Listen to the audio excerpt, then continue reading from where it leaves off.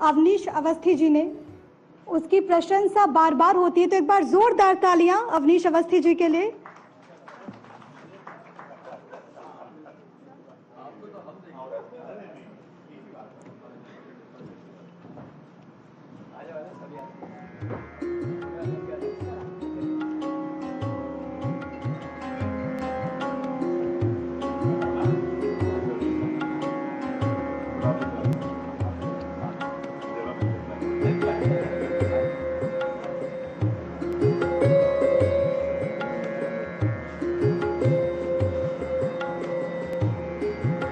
Thank you so much. और अब मैं दीप प्रज्वलन के लिए अनुरोध करूंगी।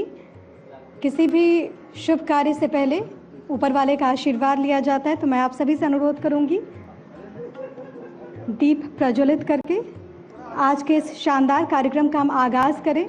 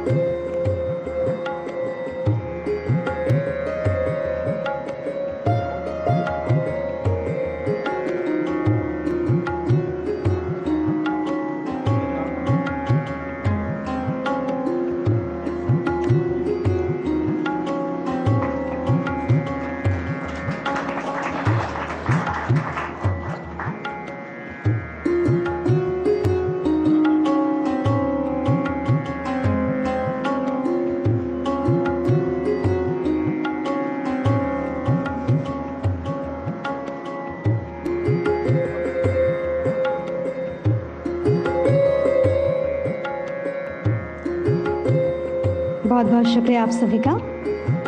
आप सभी से अनुरोध है कृपया स्थान ग्रहण करें। और अब मैं रिक्वेस्ट करूंगी भारत 24 के CBO and strategic advisor Manoj. आपने जीवन में कोई सुंदर दृश्य देखा होगा तो कुंभ जैसा सुंदर दृश्य नहीं देखा होगा। और अगर आप में से कितने शादीशुदा हैं, अब अगर आपकी पत्नी के साथ आपने कुंभ में संगम में हाथ पकड़ के नहा लिया है, तो निश्चय ही जो साधु और संत और महात्मा कहते हैं आपका जीवन सफल हो सकता है। तो कुंभ जरूर जाएं, महाकुंभ है इस बार, जरूर जाएं। मैं एक चीज और आपको बताना चाहूंगा, मैंने अपनी नौकरी भी जो है उस समय के इलाहाबाद प्रयाग से शुरू की। जिस दिन आदरणीय मुख्यमंत्री जी ने इलाहाबाद का नाम बदलकर प्रयाग किया, तो पर मैं मंच पे बैठा था 89 के कुंभ में, तब की व्यवस्था में, और आज 19 के बाद जब 25 का कुंभ महाकुंभ हो रहा है, इसकी व्यवस्था में मैं कह सकता हूं 1000 गुना ज्यादा जो है यहाँ व्यवस्था हुई है। महाकुंभ की जो व्यवस्था है, अगर आपने जीवन अपना सफल करना है जरूर जाएं। अमृत जो वहां का है, गंगा जी का पानी बिल्कुल अमृत सा है, निश्चित ही वहां जाएं। बिल्कुल। और वहां पर जो जगह जगह होर्डिंग्स हैं, वह मानवता की अमूर्त सांस्कृतिक धरोहर के नाम से, और अमूमन जो तट होता है जो बहुत शांत नजर आता है, किस तरीके की चहल पहल और खूबसूरत चहल पहल। हालांकि आपने बहुत खूबसूरती के साथ जिक्र कर दिया कि वहां जब आप जाएंगे तो वो जो यंग जनरेशन में कहते हैं ना वाइब मिलेगी, वहां पर कैसी वाइब मिलेगी उसका जिक्र अभी भी अवनीश अवस्थी जी की तरफ से किया गया। लेकिन सबसे पहले, क्योंकि कुछ बातों का आपने जिक्र कर दिया है, लेकिन फिर भी मैं आपसे समझना चाहूंगी कि कुंभ को लेकर प्रयागराज किस तरीके से इस बार तैयार किया गया। 2019 का आपने जिक्र किया जब खुद प्रधानमंत्री मोदी जी भी पहुंचे थे, योगी आदित्यनाथ जी की तरफ से तैयारियों का जायजा, और इस बार भी योगी जी लगातार वहां पर पहुंच रहे हैं, सुनिश्चित करना चाहते हैं कि तैयारियां फुल प्रूफ हो, 100% हो जनता के लिए। देखिए, अगर आदरणीय मुख्यमंत्री जी का पहला कार्यकाल देखें तो उस पहले कार्यकाल की सबसे बड़ी पहली सफलता कुंभ का सफल आयोजन था। प्रधानमंत्री जी उत्तर प्रदेश के हैं, वाराणसी को उन्होंने वो रिप्रेजेंट करते हैं, और प्रधानमंत्री जी के सामने जब हम लोग कुंभ में वहां कार्यक्रम में रहे, तो जब उन्होंने कहा भव्य दिव्य सुरक्षित और इतना खूबसूरत कुंभ, जब उन्होंने खुद बोला और जब फोटो खिंचाई, तो उनकी बातों से, उनके चेहरे से, उनके भाव से झलक रहा था कि वो कितने खुश हुए। पहली बार, आपको जानकर ये हैरानी होगी, पहली बार कुंभ में प्रधानमंत्री की हैसियत से प्रधानमंत्री वहां पहुंचे थे। तो ये एक बहुत बड़ी जो है उपलब्धि थी। प्रयाग में, कुंभ में प्रधानमंत्री कभी गए नहीं, और ये जो एक बहुत बड़ा सफल आयोजन हुआ प्रधानमंत्री जी के मार्गदर्शन में। और मैं इतना भी कह सकता हूं कि उस कुंभ में लगभग 25 करोड़ लोग आए। उत्तर प्रदेश के ही नहीं, पूरे देश के और विदेश के लोग आए। चूंकि मैं टूरिज्म और कल्चर और इंफॉर्मेशन और बाकी सब चीजों से जुड़ा रहा, तो उस कुंभ में एक ऑस्ट्रेलियन जो है 6 कुंभ बाद भी आ रहा था प्रणाम से, तो उसने बताया कि पहली बार 2019 में बहुत खूबसूरत और बहुत ही ब्यूटीफुल कुंभ उसने देखा। कुंभ में जो इस बार व्यवस्थाएं हैं, अभी मनोज जी ने बताया, जो 55 दिन का 45 से 55 दिन का कुंभ है, ये 13 तारीख से तो शुरू हो रहा है। जो मेन कार्यक्रम जो है मौनी अमावस्या का है लगभग 29 तारीख को। तो मौनी अमावस्या में इस बार जो है कम से कम 6 करोड़ लोग आने की संभावना है जी। और हमारे मुख्यमंत्री जी ने डिक्लेयर किया है, कल ही वो प्रयाग से ही होकर आए हैं। हर हफ्ते वो कुंभ की, महाकुंभ की तैयारी में जाते हैं। तो मौनी अमावस्या में लगभग 6 करोड़ लोग आएंगे और पूरे कुंभ में इस बार एक्सपेक्टेड है कि 40 करोड़ लोग आएंगे। और मुख्यमंत्री जी का और पूरी टीम का सबकी व्यवस्था ये दी गई है कि अगर 6 करोड़ की जगह 10 करोड़ भी आते हैं मौनी अमावस्या के दिन, तो उसकी भी व्यवस्था होगी। और अगर 40 करोड़ की जगह 100 करोड़ भी आते हैं तो उसकी भी व्यवस्था होगी। लेकिन ये समझने वाली बात है सर कि इतने सारे लोग जब पहुंचेंगे तो किस तरीके की तैयारियां। उसी बीच में संजय निषाद जी हमारे बीच में हैं। सर, आपका बहुत बहुत स्वागत करती हूँ। एक बार जोरदार तालियों के साथ माननीय संजय निषाद जी का हम स्वागत करते हैं। और इतने सारे लोगों की कैपेसिटी प्रयागराज में हैंडल कर पाना, और खासतौर से सर बच्चे पहुंचते हैं, बुजुर्ग पहुंचते हैं, पूरा का पूरा परिवार पहुंचता है। देखिए, 3-4 चीजें 19 के कुंभ से सीखकर इस बार इस कुंभ को और बृहद किया गया है। पहली चीज तो सुरक्षा व्यवस्था, आर्टिफिशियल इंटेलिजेंस का उपयोग करना, पूरी ट्रेनिंग देना, सीसीटीवी कैमरा से जो है पूरा उसकी मॉनिटरिंग करना। 2000 से अधिक कैमरे से मॉनिटरिंग हो रही है। जैसा भी बताया गया, 50,000 से ज्यादा तो डायरेक्टली कुंभ क्षेत्र में पुलिस की व्यवस्था होगी। और मैं आपको बता सकता हूं 19 के कुंभ का जो हम लोगों का एक्सपीरियंस है, पूरे कुंभ में 25 करोड़ लोगों के आने के बावजूद भी कहीं एक पुलिस वाले की एक भी डंडा चला हो या कहीं किसी एक पुलिस वाले ने किसी के साथ कभी कोई ऐसी बात की हो या कहीं भी कोई घटना हुई हो, ऐसा नहीं हुआ। तो इसमें बहुत तैयारी महीनों और सालों से की जाती है। पुलिस को प्रॉपरली ट्रेन किया जाता है, मेला फ्रेंडली किया जाता है, टेक्नोलॉजिकली उनको सिखाया जाता है, समझाया जाता है, और तब ये पूरी व्यवस्था लागू होती है। दूसरी चीज 2019 में जो पहली बार किया गया वो bio toilets, bio remediation, sanitation का था। कुंभ जब भी हुआ करता था लोग खुले में शौच के लिए चले जाया करते थे। पहली बार, पिछली बार बायो टॉयलेट्स यूज करके एक भी जो है जो भी सीवेज का वेस्ट होता था वो नदी में नहीं गया। पिछले कई बार जब भी कुंभ हुए, मैं तो 2013 के कुंभ को भी मैंने देखा, बिजली की व्यवस्था मैंने जो है 2007 के कुंभ में व्यवस्थित की जी। तो कुंभ से मैं लगातार जुड़ा रहा हूं। तो पहली बार 2019 के कुंभ में ऐसी व्यवस्था रही कि किसी भी सूरत में कोई भी टॉयलेट, कोई भी वेस्ट, कोई भी जो है मल मूत्र जो है पानी में नहीं गया। कोर्ट्स पहले कई बार जो है हाई कोर्ट इंटरफेयर करती थी, लेकिन गंगा जी का पानी, यमुना जी का पानी बड़ा खूबसूरत और सुंदर रहा। इस बार आपने, पिछली बार आपने देखा होगा, हम सभी लोग जो है अधिकारी तो जैसा तैसा, मुख्यमंत्री जी उन्होंने भी नहान में भाग लिया, माननीय मंत्रीगणों ने नहाया। इस बार भी जो है बहुत जल्दी लोग नहान करेंगे, बहुत जल्दी लोग जाएंगे, और इस बार पानी इतना शुद्ध होगा कि आचमन भी आप कर सकेंगे। तो ये एक विशेष जो है प्रयास है जो कुंभ का विशेष है। कुंभ लगभग 25% ज्यादा एरिया में है। पॉन्टून ब्रिजेस वहां की संख्या बढ़ा दी गई है। और 3-4 फैक्ट्स मैं बताना चाहूंगा कि लास्ट टाइम जो कुंभ हुआ था तो प्रदेश सरकार ने लगभग 3,700 करोड़ खर्च किए थे। इस बार 7,000 करोड़ तो केवल प्रदेश सरकार खर्च कर रही है, और उसमें भी भारत सरकार ने अपना योगदान जो है प्रदेश सरकार के लिए दुगना कर दिया है। और केंद्र सरकार भी जो है बहुत तैयारी में है। केंद्र सरकार का रेलवे विभाग, एयरपोर्ट अथॉरिटी का नया, वहां पर पिछली बार कुंभ में एयरपोर्ट चालू किया गया था। जो मिनिस्ट्री ऑफ रोड ट्रांसपोर्ट है वो अपनी सड़कों को, और NHAI अपनी सड़कों को कुल मिला के 7,000 करोड़ और खर्च कर रहा है। तो लगभग 15,000 करोड़ तो डायरेक्ट खर्च हो रहा है। मैं तो केवल इतना बताना चाहूंगा, क्योंकि हम लोग $1 ट्रिलियन इकोनॉमी के लक्ष्य में और इसके इकोनॉमिक एस्पेक्ट्स को भी देख रहे हैं। IIT Kanpur, IIM Bangalore, IIM Ahmedabad इन सबको स्टडी कर रहा है कुंभ की व्यवस्था को। तो इसमें अगर 40 करोड़ लोग आते हैं और 4,000 रुपया भी कोई खर्च करता है तो 1,60,000 करोड़ तो इकोनॉमी पर इम्पैक्ट आएगा। तो इसका मैं जो इसी लॉन्ग टर्म विजन पे आपके बात करना चाहती इसका थी। इम्पैक्ट टूरिज्म पर, इसका इम्पैक्ट इकोनॉमी पे, और टूरिज्म में जो पैसा खर्च होता है वो एम्प्लॉयमेंट सबसे मैक्सिमाइज करता है। तो इस पूरे क्षेत्र में आप सोचिए कितने लोगों को कितना रोजगार मिलेगा, ये भी जो है एक बहुत बड़ी बात है। कुंभ जो है, महाकुंभ जो है, जब इसको यूनेस्को ने डिक्लेयर किया है इंटैंजिबल वर्ल्ड हेरिटेज, तो बिना इनविटेशन के पूरे विश्व में इतना बड़ा आयोजन पूरे विश्व में न तो कभी होता है और न भी कभी होने की संभावना है। बिल्कुल सही बात है तो सर। ये एक अनूठी और बदलते चीज है। समय के साथ लोगों के पहुंचने की संख्या बढ़ती जा रही है, उसको मैनेज करना आधुनिक तौर पर हमें उसके साथ हम अडेप्ट करते जा रहे हैं, ये बताई है।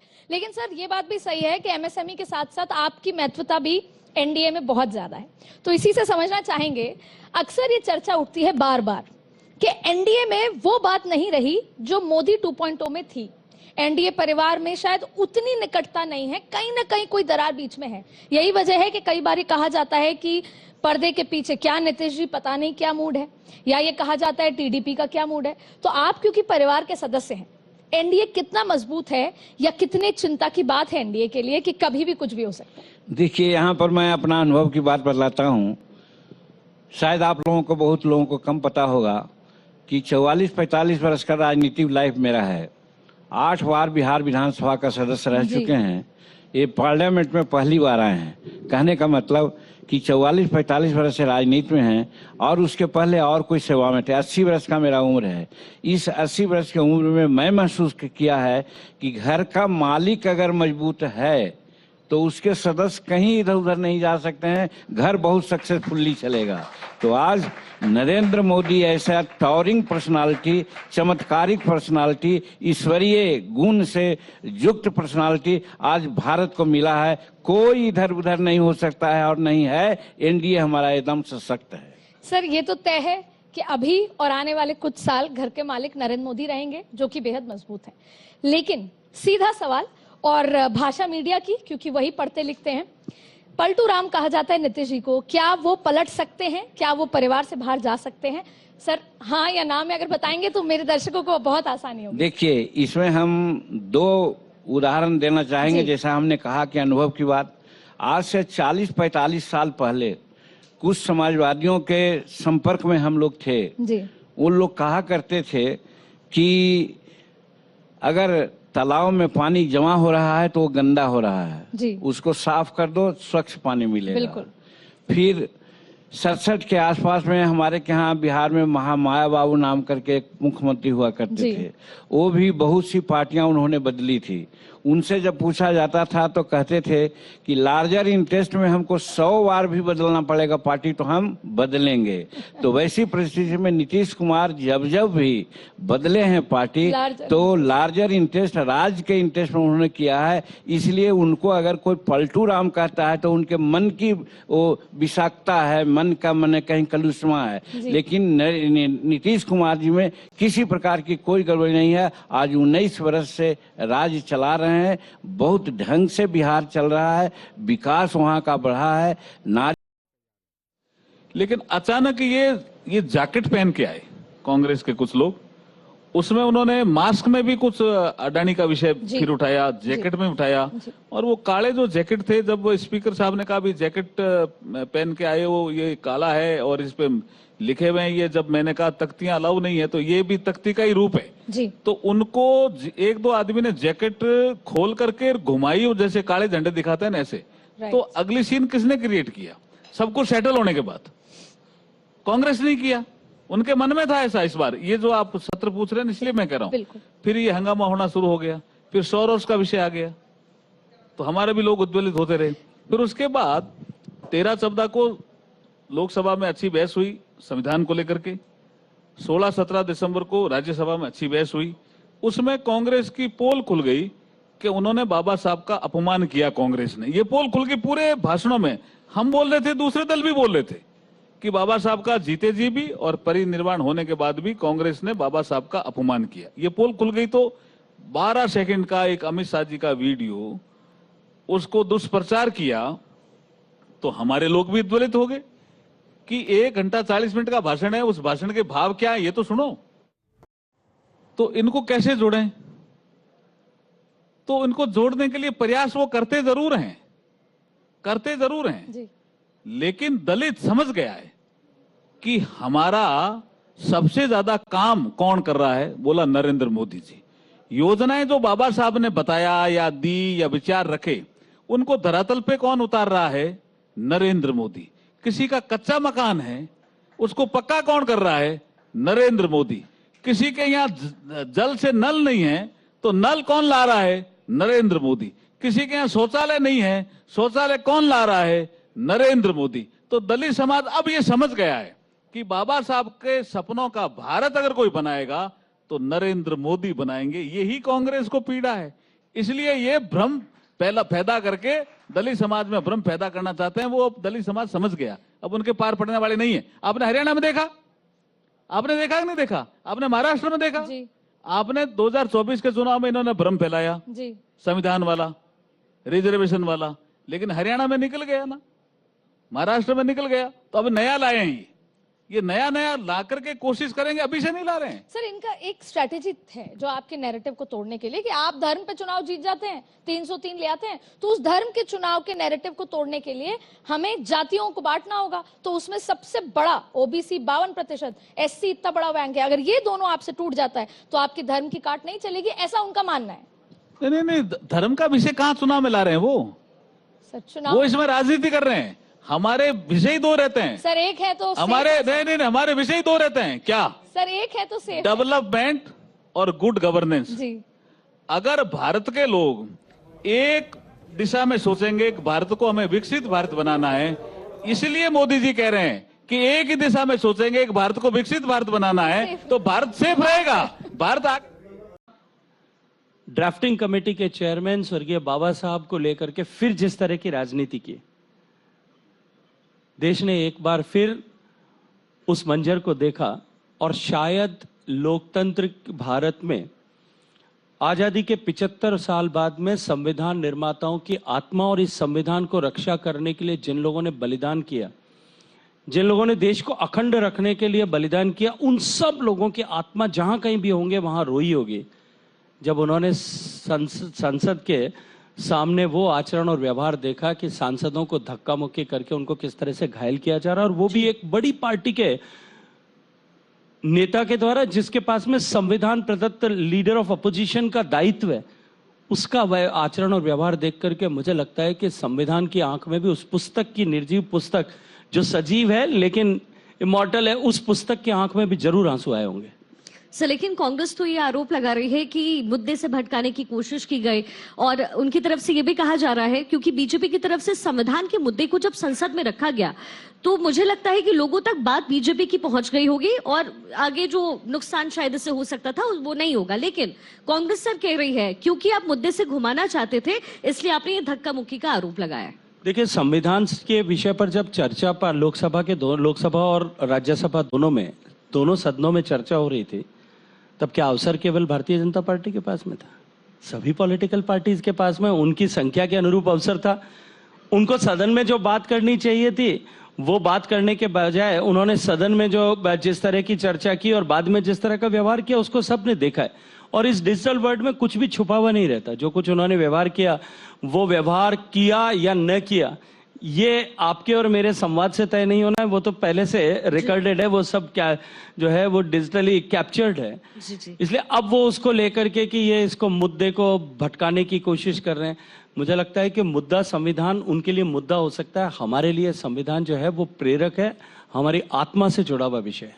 जी sir, one nation one election को लेकर के भी बिल आप सदन में लेकर के आए और विरोध हुआ, जिसकी शायद उम्मीद भी थी, विपक्ष विरोध करता भी। हालांकि ये इनमें से कुछ लोग ऐसे भी थे जो पहले इसके सपोर्ट में थे। तो वन नेशन वन इलेक्शन अब आपको कैसे आगे बढ़ता हुआ नजर आ रहा है?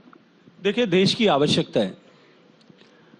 अगर देश का लोकतांत्रिक भारत का इतिहास उठा करके देखें, प्रारंभ के दौर में 70 के दशक से पहले तक जब चुनाव एक साथ हुए थे, लेकिन उसके बाद धीरे धीरे चुनाव बिखरते गए, अलग अलग समय में अलग अलग जगह पर चुनाव होते गए। उसके कारण से निश्चित रूप से देश अब आज जिस मुकाम पर आकर के खड़ा, जिस लॉन्चिंग प्लेटफॉर्म से भारत विकसित भारत होने की दिशा में आगे बढ़ रहा है जी, बार बार अलग अलग समय पर चुनाव होना निश्चित रूप से उस विकास की गति को कहीं ना कहीं मध्यम करता है, उसको रोकता है। ये समय है कि हमको अब वन नेशन वन इलेक्शन पर बात करना चाहिए। और ये किसी एक पार्टी की विचार नहीं, देश के सामान्य मानवी से आप गांव में जाकर के, मैं आपसे कहूंगा, आपके चैनल के लोगों से भी आग्रह करूंगा कि इस पर एक चैनल को सर्वे करना चाहिए। मेरी बात जगदीश कातिल साहब तक पहुंचे तो निश्चित रूप से चैनल के लोगों को इस पर सर्वे करना चाहिए और हिंदुस्तान के मीडिया को इस पर आगे उठ करके लोक भावना को समझने की कोशिश करना चाहिए। सामान्य आदमी, गांव में बैठा हुआ व्यक्ति, क्योंकि मैं धरातल से जुड़ा हुआ हूं, ये चाहता है कि ये बार बार चुनाव होने की प्रक्रिया समाप्त होनी चाहिए, एक साथ एक बार चुनाव हो। और 75 साल के इस लोकतंत्र में भारत का मतदाता इतना परिपक्व अवश्य हो गया, और ऐसे अनेक उदाहरण भी ढूंढे जा सकते हैं जी, जहां वो सही और गलत का चुनाव करता है। एक ही समय में होने वाले दो अलग अलग चुनाव में, चाहे विधानसभा और लोकसभा का चुनाव साथ हो रहा है, तो वो अलग अलग अपनी रुचि के अनुसार मतदान करके विजयी करता है। जी, yes, we are going to do it. Sir भी एक आए हैं and we are very appreciating your things that you are saying, sir, and we are going to do it in future. और सर, चूंकि हम संविधान के बारे में बात कर रहे हैं, लेकिन विपक्ष कह रहा है कि बीजेपी अपनी सहूलियत के हिसाब से काम करती है। आप कह रहे हैं कि वन नेशन वन इलेक्शन होना चाहिए, लेकिन झारखंड में चुनाव होता है और वहां बीजेपी कहती है कि नहीं भाई, 2 चरणों में हम चुनाव करेंगे, इतनी कम सीट्स हैं। तो ये सहूलियत की राजनीति कर रहे हैं, ऐसा ये आरोप। देखिए, चुनाव तय करना किसका काम है? सरकार का काम है या बीजेपी पार्टी का काम है? अपनी विफलताओं का ठीकरा दूसरों पर फोड़ना और इस तरह के बचकाना बयान देना, ये विपक्ष का और कांग्रेस पार्टी का स्वभाव बन चुका है। ये तय करना इलेक्शन कमीशन का काम है। इलेक्शन कमीशन स्वतंत्र संस्था है, वो तय करती है कि चुनाव कब, कहां, कैसे होगा, कितने चरण में चुनाव होगा, वो तय करते हैं। इसको लेकर के इस तरह के झूठ फैलाना और वहां से आगे बढ़ करके ईवीएम पर जिस तरह का उनका व्यवहार है, वो तो सब जानते हैं, पूरा देश देख रहा है। एक ही साथ 2 चुनाव हो रहे हैं, जहां वो हारे हैं वहां ईवीएम गलत हो जाती है, जहां वो जीतते हैं वहां ईवीएम ठीक हो जाती है। जब तक कि वो तलाक का अदालत से, कचहरी से वर्डिक्ट लेकर ना आया। और आपको मालूम है, यहाँ पर तो डिवोर्स सूट हमारे यहाँ हिंदुस्तान में 20-20, 25-25 साल भी चलते हैं। हमने उस नियम को समाप्त किया कि वो मात्र वहां जाकर के अपनी याचिका दायर कर दे और वही प्रमाण रहेगा। इसी प्रकार अनेकों और कानून थे, जैसे कि पेंशन प्राप्त करने के लिए हर वर्ष हमारे एल्डर सिटीजन को अपने जीवित होने का एक प्रमाण पत्र देना पड़ता था। और बहुत से ऐसे बुजुर्ग थे, अब चूंकि लाइफ स्पैन बढ़ गया हिंदुस्तान में, जिनके लिए बहुत दिक्कत रहती कि डॉक्टर के पास जाना, फिर वो सर्टिफिकेट उपलब्ध करवाना, इत्यादि इत्यादि। आधुनिक युग में इतनी सारी टेक्नोलॉजी आ गई है, तो पहले तो हमने उसको बायोमेट्री पे लगा दिया कि वो बायोमेट्री के माध्यम से अपना प्रमाण दे दे। और फिर जब ये ध्यान में आया कि 70-80 वर्ष की आयु के बाद, खासतौर 80 के बाद, हाथों की उंगलियां भी शायद उतने ज़्यादा विश्वसनीय नहीं रहती, तो मुझे लगता है कि भारत सरकार में शायद पहला ऐसा विभाग था हमारा जहां पर के फेस रिकग्निशन टेक्नोलॉजी का उपयोग शुरू किया गया। अब बाकी जगहों पे भी होने लगा कि मात्र आप अपने मोबाइल के कैमरा में देखिए और 30-40 सेकंड के भीतर आपका आधार के साथ वेरीफाई करके सर्टिफिकेट बैंकर के पास उपलब्ध हो जाता है। और इसी तरह से इतने सारे एक के बाद एक सुधार लाए गए हैं प्रशासन में। लगभग सारा का सारा कामकाज भारत सरकार का 80% से अधिक ऑनलाइन हो चुका जी। और इसका बेहतरीन हमें मंजर उस समय देखने को मिला कि जब यकदम कोविड की आपदा आई, भारत सरकार में एक दिन भी कामकाज में विलंब नहीं हुआ, क्योंकि पहले से, और इसका मुझे लगता है कि दूरअंदेशी, मोदी जी की दूरअंदेशी को श्रेय जाता है, क्योंकि किसी ने कभी ये कल्पना नहीं की थी कि आपदा आने वाली है, लेकिन पहले से ही हम उस प्रकार से शिफ्ट ओवर हो चुके थे। बल्कि बीच में आपको स्मरण होगा कि एक दौर आया था जब वर्क फ्रॉम होम भी शुरू हुआ, 50% हमारे कर्मी घर में रहते थे, 50, और उस दौरान कई बार ऐसा हुआ कि हमारा कामकाज की मात्रा बढ़ गई, क्योंकि हमारे बहुत सारे साथी शनिवार और रविवार को भी काम किया करते थे, जो कि इससे छुट्टी होती थी क्योंकि ऑनलाइन था। और हमारे एक अधिकारी ने यह भी कहा कि नया फॉर्मूला ये होना चाहिए कि मैक्सिमम आउटपुट मिनिमम अटेंडेंस। तो कहने का तात्पर्य है कि टेक्नोलॉजी का भरपूर इस्तेमाल करना, जो ऐसे कानून या ऐसे नियम जो बाधा बनते हैं उनको हटाना, और अंततः प्रशासन को इस लक्ष्य के साथ उसका उपयोग हो कि वो आम नागरिक के जीवन में सरलता ला सके, और साथ ही साथ नागरिक को अपने अपने अपने शासन का या अपने रख रखाव का स्वयं अधिकार देना, जिम्मेवार बनाना, नागरिक केंद्रित हमारा प्रशासन भी हो, सिटीजन सेंटर भी हो, सिटीजन पार्टिसिपेशन भी हो। हमारा एक बहुत ही खूबसूरत कार्यक्रम चल रहा है स्वामित्व, जिसके माध्यम से कोई भी नागरिक अपनी जमीन, अपने खेत, अपने फार्म की मैपिंग कर सकता है बिना रेवेन्यू ऑफिसर के सहयोग के, ड्रोन के माध्यम से, सैटेलाइट के माध्यम से। तो ये सारे के सारे काम गत 10 वर्षों में हुए हैं, और वो इसलिए भी कि टेक्नोलॉजी के क्षेत्र में भी हम आज प्रथम श्रेणी के देशों में आ गए। तो जहाँ वो बहुत सारी ऐसी टेक्नोलॉजी जो शायद अभी दूसरे देश बाद में अपनाएंगे, हमने पहले अपना ली, और केवल अपनाई ही नहीं, हमने उनको रोजमर्रा की जिंदगी का हिस्सा बनाया।